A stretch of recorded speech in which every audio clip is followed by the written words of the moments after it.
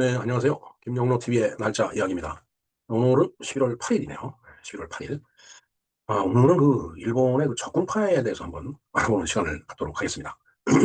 적군파, 불굴적자의 군사분자, 그러니까 붉은 군사를 얘기하는 거죠. 상당히 그야말로 요즘 우리 사회 뭐 말도 안 되게 극우 이런 표현을 쓰는데, 그야말로 극우 단체, 일본의 극우 단체였다고 보면 될 것 같습니다. 어, 극우인가요? 극좌인가요, 진짜? 좀 이따 한번 살펴보도록 하겠습니다. 어, 근데 오늘 이제 이 적군파에 대해서 이렇게 좀 한번 알아보겠다라고 이제 말씀을 드린 이유는 2000년 오늘 2000년이죠. 밀레니엄이 시작되던 해에 오늘 일본의 전설적인 그 여성 테러리스트로 불렸던 시게노부 후사코라는 그 여자 지도자가 오사카에서 이제 체포가 된 날이기 때문입니다.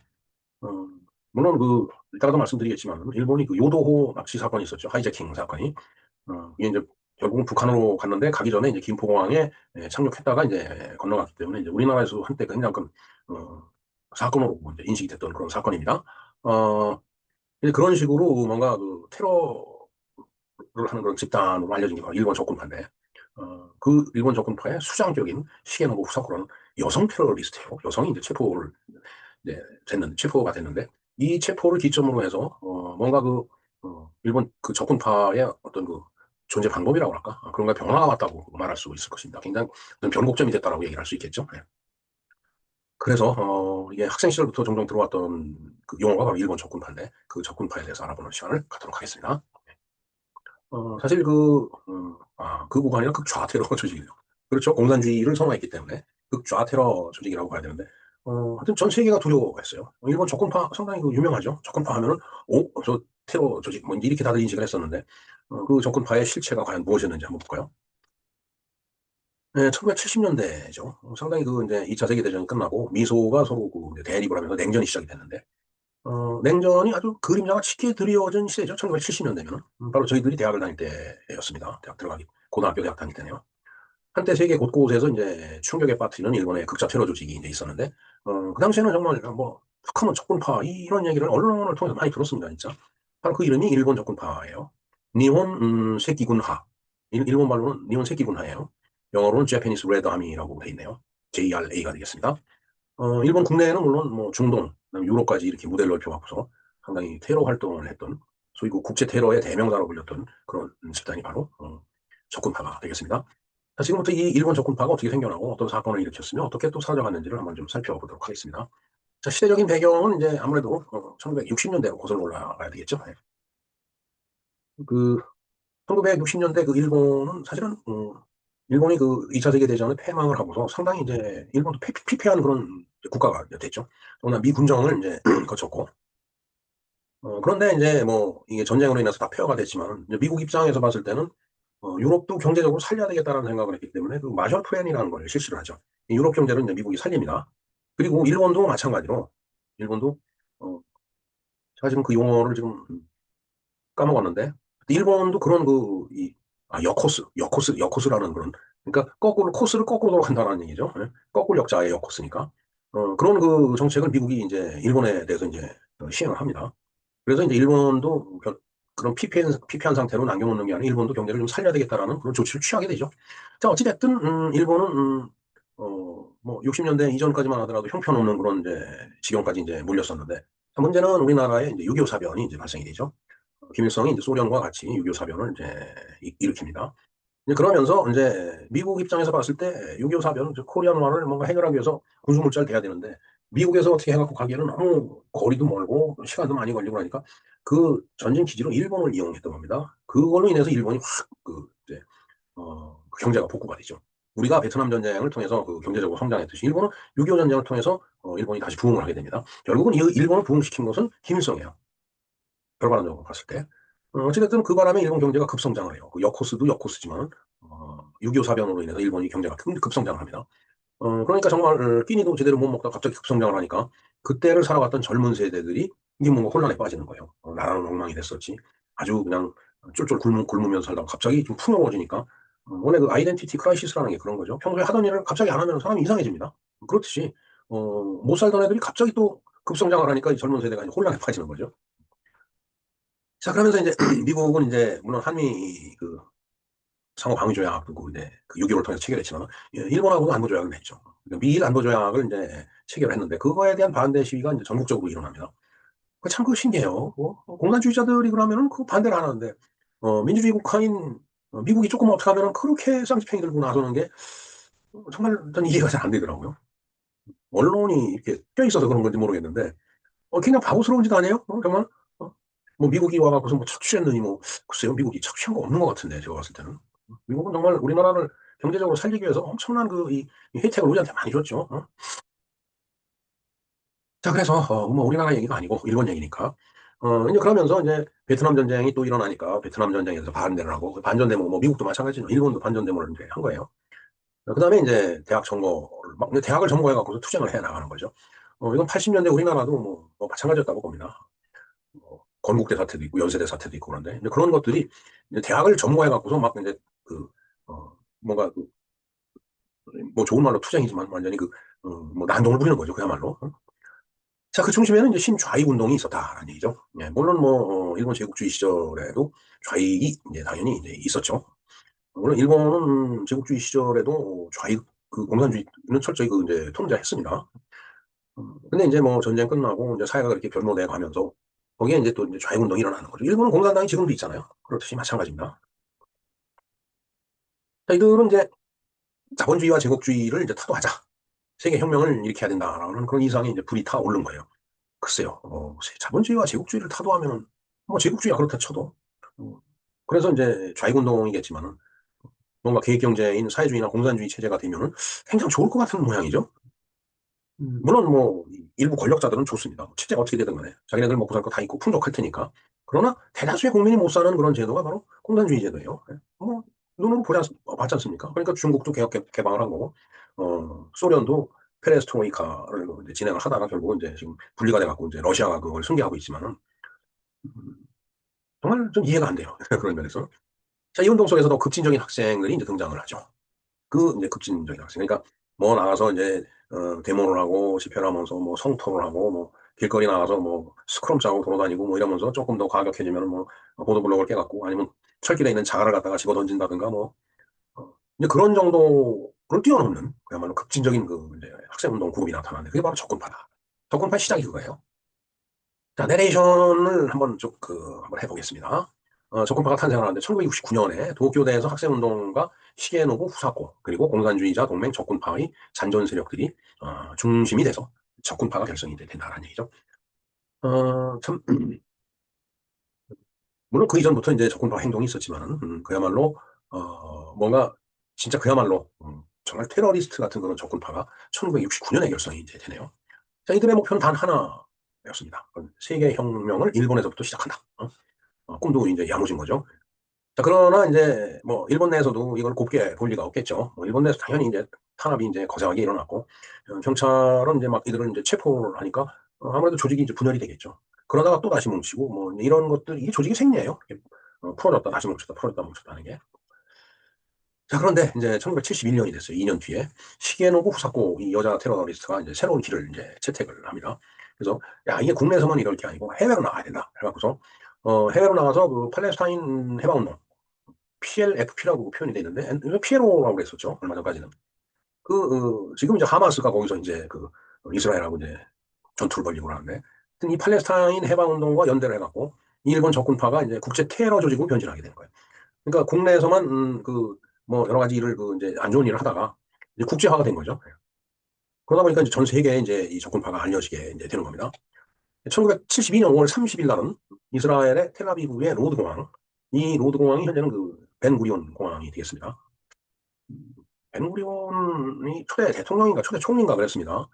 저렇게 뭔가 나라를 이렇게 바로 세우고 건국을 한 위대한 지도자들은 이렇게 이름을 따서 음, 기리는데 우리나라는 왜 그게 없는지 모르겠어요. 정말 이게 참 답답한 노릇이에요.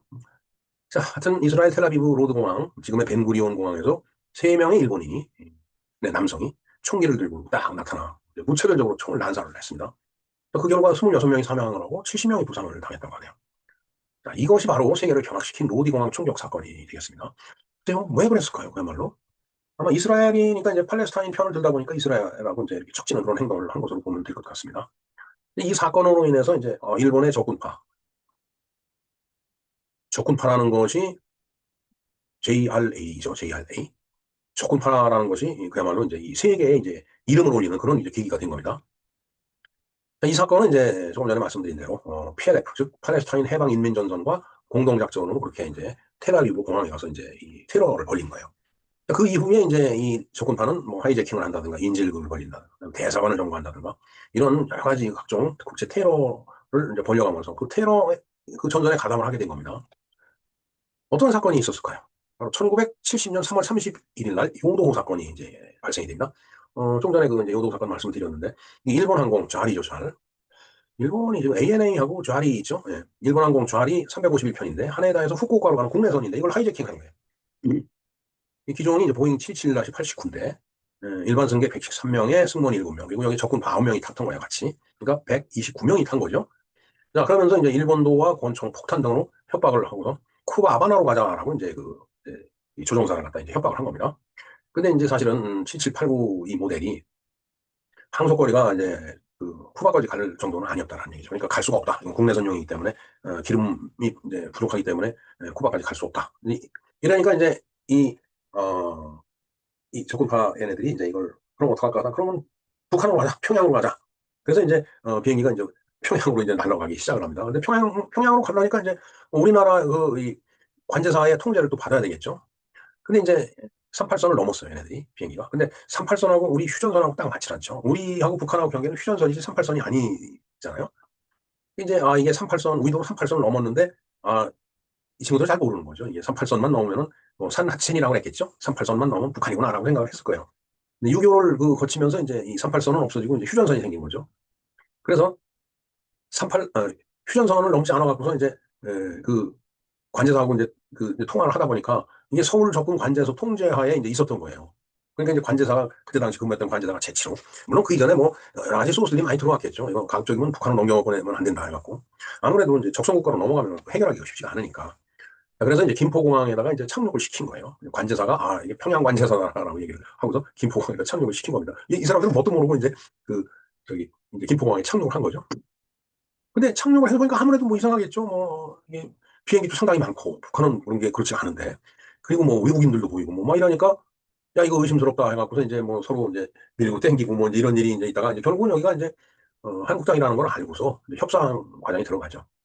일하면서, 그 협상 대표라고 우선 이 야마무라 신지로라는 운수성 정무 차관이 이제 왔는데, 이 사람을 자기를 태우고 평양으로 같이 가자. 그러면서 거기 가서 이제 망명을 이제 하는 거겠지만은, 그 대신에 인지는 다 풀어다오. 그래서 이제 그 인지를 다 풀어주고서 이제 이 야마무라 신지로 운수성 정무차관이 이제 인질로 대신 잡혀가고 평양으로 가게 됩니다. 그 이제 뭐, 어, 범인, 범인하고 이제 나머지 몇 명은 이제 뭐 비행 조종사는 뭐 가야 되겠죠, 아무래도. 그리고 그 야마무라 신지로 정무차관도 가야 될 거고. 그래서 이제 범인 9명하고 몇 명이 이제, 그 나머지 다 석방이 된 거예요. 그래서 이제, 그 요도호를 타고서 일본으로 귀국을 이제 이제 하네요. 예. 일단 저기 평양으로 가서 거기서 이제 인지를 풀어줘 갖고서 이제 요도가 거기서 떠 갖고서 이제 일본으로 이제 귀국을 한 거예요. 지금 상황이 그렇습니다. 근데 이제 나중에 보니까 이 친구들이 들었던 뭐 일본도나 그다음에 권총 폭탄 이런 것들이 전부 장난감으로 밝혀졌다는 말이 있습니다. 그래서 제가 2022년 3월 31일 날 요도호 납치 사건에 대해서 영상을 배분해 드린 적이 있습니다. 바로 1970년 3월 30일이기 때문에 제가 오늘의 날짜 이야기 3월 31일부로 2022년에 방송번호 163번으로 요도호 납치 사건을 제가 방송을 해드렸습니다. 이 영상 링크를 걸어드리겠습니다. 한번 참조를 해주시고요. 자, 그 다음에 이제 1974년에 프랑스 헤이그라는 그 이제 동네에 그 일본 대사관을 갖다 이제 또 이제 이 적군파가 점거를 했네요. 일본 적군파는 인지를 잡고 동료 석방을 요구를 그 이제 했다고 합니다. 아마 동료가 많이 검거돼서 이제 감옥에 있으니까 결국 일본 정부는 요구를 받아들여 갖고서 이 사람들을 풀어주고서 이제 이 문제는 해결이 이제 된 거죠. 그다음에 이제 1975년에 쿠알라룸푸르 미국과 스웨덴 대사관을 또 점거를 했네요. 완전히 국제적으로 노는 겁니다. 자, 그래서 다시 한번 일본 정부는 테러리스트 석방에 이제 또 응한 거죠. 또 풀어준 거예요. 자꾸 이런 일을 걸리니까. 근데 참, 테러리스트와 협상은 없다라고 이제 미국은 얘기를 하는데, 저렇게 자꾸 풀어주면 저런 일이 똑같이 또 발생이 되지 않을까 이런 생각이 드네요. 자, 그래서 일본의 적군파는 협상이 가능한 테러 단체다라는 악명을 더욱더 치게 됐다는 얘기죠. 뭔가 그 요구사항을 안 들어주면은 뭐 더 큰 일을 벌린다든가 아니면 더 험악해 질까봐 그게 겁이 난 건지 아니면은 뭐 문제를 빨리 해결하려고 요구사항을 일본 정부가 들어준 건지 그건 모르지만 하여튼 뭐 계속 그 이제 어, 테러리스트 감금돼 있는 테러리스트들을 풀어주면서 이제 이렇게 내고를 해 나갑니다. 그 외에도 다카사키 은행 강도 사건이 있었고 그다음에 다마 공항을 이제 점거도 했고 요르단과 시리아, 리비아 등지에서도 이제 많은 그 이제 테러 활동을 한 것으로 이렇게 지금 기록에 나와 있습니다. 그렇게 이제 보면은 뭐 적군파 활동이 전 세계적인 이제 무대를 갖고서 이제 이런 테러 행위를 벌린 거죠. 요르단 중동, 다마공항이 어딜까요, 진짜? 그다음에 다카사키 은행, 강도 이건 뭐 일본이고, 그다음에 뭐 쿠알라룸푸르에서도 그랬고, 그다음에 프랑스에서도 그랬고, 그다음에 이제 어떤 우리나라 쪽으로도 요도가 왔었고, 이런 그 여러 가지 그 사건들을 이제 많이 벌린 게 바로 이제 일본의 적군파가 되겠습니다. 하지만은 혁명을 꿈꿨던 내부 조직이 자꾸 붕괴해 가죠. 뭐 세상에 영원한 것은 없습니다. 아무리 뭐 영원할 것 같아도 영원한 건 주님 이외에는 없어요. 예. 자, 그래서 1972년에 일본 내 연합 적군 잔당들이 자신들의 내부의 사상 검열 과정에서 동료 12명을 고문하고 또 살해를 했다고 하네요. 다시마 산장 사건이라고 지금 얘기를 하는데 정말 그 같은 그 조직원끼리 서로 사상 검열 이게 너 변질됐냐 아니냐 이거를 검열하는 과정에서 막 같은 동료들끼리 서로 고문하고 살해를 하는 그런 그 사건이 이제 벌어졌네요. 그러다 보니까 가뜩이나 뭐 테러리스트라는 그런 이미지인데 이런 내부 분열까지 일어나서 또 사람이 고문당하고 죽고 하니까 적군파 이미지는 정말 그야말로 최악의 치명타를 이제 입게 되는 겁니다. 자, 그러면서 이제 일본이 이제 대대적인 소탕작전에 이제 들어간 거예요. 그러면서 이 시게노부를 비롯해서 핵심 인물들도 하나둘씩 체포를 하거나 망명지에서 은둔장을 하게 되는 거죠. 이게 표면적으로 못 나오는 거예요. 활동을 못 하는 거죠. 그만큼 대대적으로 진압작전이 펼쳐졌으니까 이제 그런 거죠. 자, 그래서 이제 2000년 들어서 사실상 조직은 와해가 됐다라고 이렇게 보고 있습니다.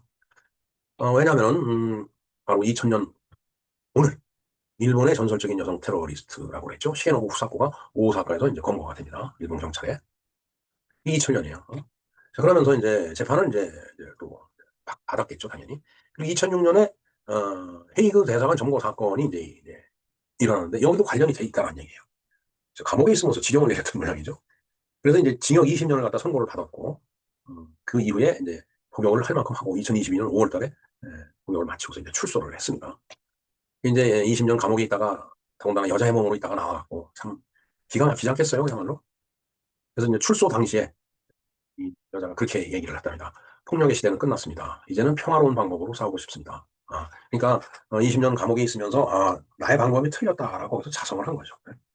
뭐 그 수많은 시간 동안 뭐 얼마나 자신을 또 연단을 했겠어요.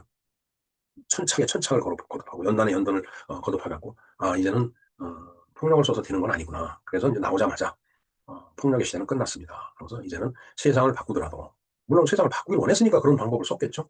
그러나 그런 방법으로 세상이 바뀌는 게 아니니까 평화로운 방법을 써서 싸우겠다라고 이렇게 얘기를 했답니다. 이제 그렇기 때문에 결국은 뭐 이제 적군파 조직은 거의 와해되거나 다름없죠. 요즘은 뭐 적군파라는 얘기를 거의 듣지 못합니다. 2022년 5월에 복역을 마치고 출소해서 그렇게 얘기를 했으니까 이제 지금 뭐 한 3년 지났는데 글쎄요 참 감옥에 장시간 20년 가까이 갇혀 있으면서도 이런 폭력 사건에 좀 관련도 되고 뭐 이랬으니까 그러나 이제 출소를 하면서 이제 그런 마음을 이제 바꾼 거죠. 자, 그러나 그들이 남긴 상처가 있죠. 일본 사회는 여전히 적군파가 남긴 상처가 있어요. 그리고 충격도 있고 그것을 쉽사리 잊지는 못할 거다라는 얘기가 가능하겠네요. 자, 일본 적군파는 한 시대를 뒤흔드는 혁명의 이름 아래 수많은 생명을 희생시킨 아주 비극적인 그런 조직이었다라고 얘기할 수 있겠습니다. 이 사람들이 꿈꿨던 이상, 결국 폭력 속에서 다 무너졌지만 그 시대의 젊은이들이 가졌던 이상과 절망, 분노와 폐해는 지금도 여전히 우리 사회 어딘가에 남아있다. 물론 저도 그렇게 생각합니다. 젊은이들의 이상을 무시할 수는 없죠. 음, 젊은이들의 이상을 이상에 배치된다라고 생각해서 젊은이들은 이제 집회를 하고 데모를 하죠. 요즘은 그런 모습이 잘 안 보이는데 저희들 대학 다닐 때만 해도 뭐 엄청 그 데모스트레이션을 많이 했어요. 음, 그러나 젊은이들의 이상이 또 곧바로 우리가 살고 있는 이 세계 현실이 되는 건 아니거든요. 그러니까 이상은 존중하되 또 이상적으로 하는 얘기를 현실 정치에 현실 정책에 반영을 할 만큼 하되 그렇다라고 해서 현실 정치가 젊은이들의 이상을 다 소화시키지 못한다라고 해서 그렇다라고 해서 무기를 들고 테러를 일으켜서는 안 된다. 결국 그것은 지금도 여전히 일본 사회의 어떤 그 병폐, 그다음에 폐해, 분노 절망 이런 거로 그 남아있듯이 결국 부정적인 그런 결과를 초래한다. 저는 그렇게 봅니다. 네, 역사는 뭐 단순한 과거, 시간이 지나간 시간의 저편에 있는 그냥 그게 아니에요. 역사는 그쪽에 서서 그냥 교훈을 계속 이 현재라는 시간으로 보내주고 있고, 그다음에 우리의 과거를 비춰줄 그런 거울같이 이렇게 작동을 합니다. 역사라고 하는 것은. 역사 공부를 하지 않는 민족은 결국은 엉망진창이 될 거다. 네, 우리나라가 역사 교육을 선택 과목이 아닌 그런 필수 과목으로 학생들한테 가르쳐야 된다. 말씀을 좀 드리고 싶네요. 어, 같은 길을 다시 걷지 않으려면 좋은 길은 더 확장을 해야 되겠죠. 그러나 잘못된 길을 다시 걷지 않기 위해서는 우리가 역사에 이 남아있는 기억들 이런 것들을 이 거울에 이렇게 비춰서 나 자신을 보듯이 우리 그 모습을 역사라는 거울 통해서 그걸 봐야 돼요. 그래야지 역사가 되풀이 되질 않습니다. 예, 뭐 교훈 한마디를 그 말씀드린다면 과거를 기억하라. 이상은 소중하지만 폭력은 모든 것을 무너뜨린다. 예, 이상은 존중하겠지만 그렇다고 해서 그 이상을 실현시키기 위해서 폭력을 동원한다면 그 폭력은 또 모든 것을 또 다 무너뜨린다. 그런 역사적인 교훈 한마디가 우리에게 있습니다. 네, 그리고 오늘은 세계 방사선의 날이기도 합니다. 그런가 하면 도시 생활의 날이기도 해요. 예, 국제 방사선, 세계 방사선의 날. 지금 여러분들 병원 가면 엑스레이, 뭐 MR, CT 이런 거 찍죠? 이게 방사선을 다 이용한 겁니다. 그다음에 이제 상당히 도시화가 돼 있는 시대에 우리가 살고 있는데 그 도시 생활하면서도 정말 쾌적하게 살고 그다음에 정말 아늑하게 살 수 있는 그런 것을 추구하는 그런 것을 공부하고 연구하는 그런 그 날이 오늘 도시 생활의 날이 되겠습니다. 네, 아직까지 구독과 좋아요, 알림 설정을 누르시지 않고 보셨다면 구독과 좋아요, 알림 설정 꼭 눌러주시기 바랍니다. 네, 이상 김영로 TV에서 살펴본 오늘의 날짜 이야기 적군파였습니다. 감사합니다.